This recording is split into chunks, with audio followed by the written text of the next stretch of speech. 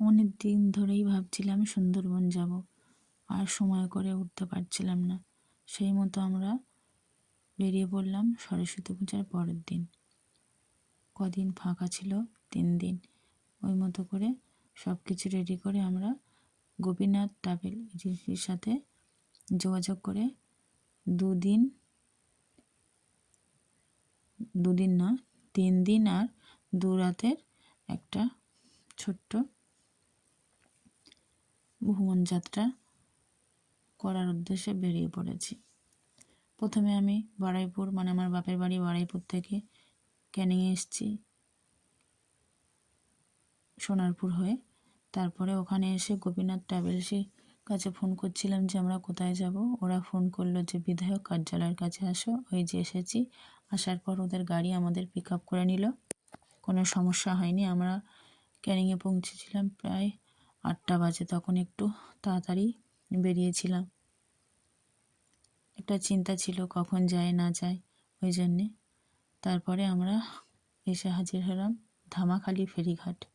ধামাখালি ফেরিঘাট হয়ে আমরা এই যে গোপীনাথ লঞ্চ দাঁড়িয়েছিল সেখানে আমরা চলে এসেছি। আমরা একটু তাড়াতাড়ি এসেছিলাম, তখনও তেমন কেউ আসেনি লঞ্চে। আসার পরেই আমরা লঞ্চের ভিতরটা দেখছিলাম, উপরে উঠে দেখছিলাম। তারপরেই সাথে সাথে ওখানে ছিল চা বিস্কুটের ব্যবস্থা, আমাদের চা বিস্কুট দিয়ে দিল। খুব ভালো লাগছিল, একটা নতুন অভিজ্ঞতা।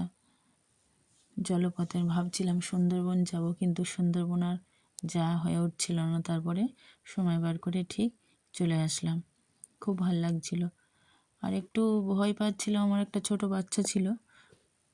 তারপরে দেখো সকালে ওরা দিয়েছে গরম লুচি, আলুর তরকারি, ডিম সেদ্ধ। সবাই একসাথে খাওয়া দাওয়া করছিলাম। এর মধ্যে সবাই লঞ্চে এসে হাজির হয়ে গেছিলো। আমরা প্রথম এসেছিলাম, তারপরেই একটু বেলা হতে সবাই চলে এসেছিলো। দেখো চতুর্দিকে শুধু জল আর জল, সুন্দরবনে মানে শুধু জল আর জঙ্গল। খুব ভালো লাগছিল জলের মধ্যে লঞ্চ যাত্রাটা, খুব ভালো। চতুর্দিকে জল। এই যে আমার সোনামা কই দেখছে, বলছে কই বাঘ, কই বাঘ, মানে বিরক্ত করছিল। মা সুন্দরবনে যাব, বাঘ দেখবো, ওই জন্য বলছে। আমরা বলছিলাম ওই যে বাঘ, ওই দিকে দেখো জঙ্গলের দিকে। বাচ্চা তো একটা উৎসাহ থাকে। সত্যিই দেখা যাচ্ছিল বাঘ নয়, মানে পাখি দেখছিলাম, হরিণ টরিণ দেখা যায় কি। তারপরে দেখো বোর্ডের মধ্যে নতুন একটা বন্ধু করে নিয়েছে আমার সোনামা, খুব মিষ্টি। ওই যে হাসছে দুজনে। ওখানে ওদের খেলার সঙ্গী হয়ে গেছে। বড়দের যেমন আমাদেরও অনেক নতুন পরিচিত হয়েছে ওই দিদিটার সাথে। ওই যে তারপরে আমাদের এখনও আজকেই নিয়ে যাবে ঝিঙেখালি বিটে। অনেকটাই সময় লাগবে, তাই লঞ্চের মধ্যে দুপুরের খাওয়া দাওয়া সেরে নিচ্ছে। দুপুরে ছিল কাতলা কালিয়া, ডাল, বেগুনি, তারপর ছিল চিংড়ি মাছের মালাইকারি। আমি খাচ্ছিলাম, তারপরে এর মধ্যে মেয়েকেও খাওয়াচ্ছিলাম।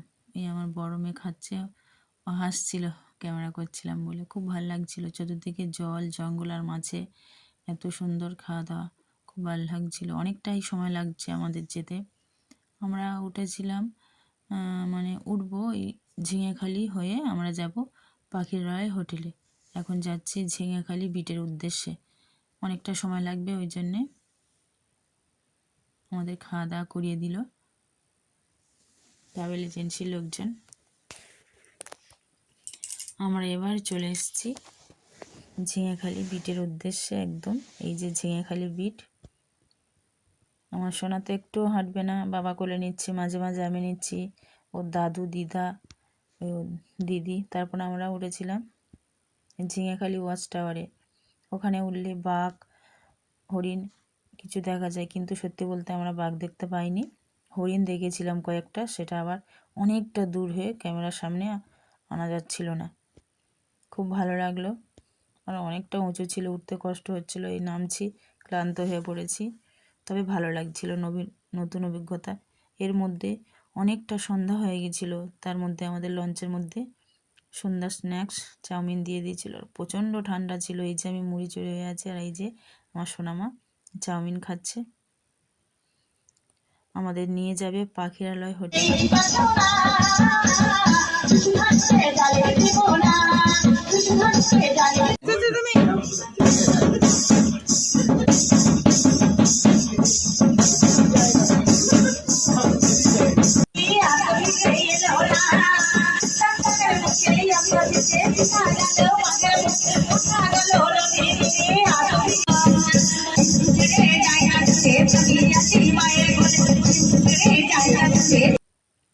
মাছ শেষ হওয়ার পর আমাদের রাতের খাবার দিয়ে দিয়েছে। রাতে ছিল ফুলকপি আলুর তরকারি আর মটন কারি। যারা মটন কারি খাবে না তাদের জন্য ডিম।